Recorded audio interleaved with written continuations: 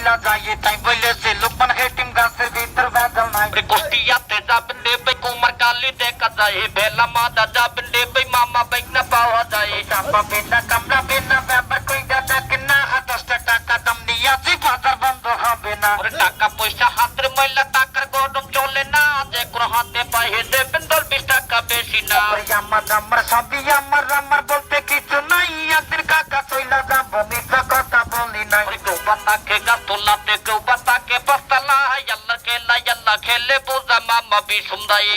টাকার কাইয়া বাজি টাকার গরম চলে না সুন্দর দেহ ভেঙে গেলে টাকায় দৌড়া লাগে না আল্লাহ সাবি আল্লাহ তুমি মাফ করিবে হাতে সাই মাফ করিবার মালিক একজন মামা বাইক না দিয়া যায়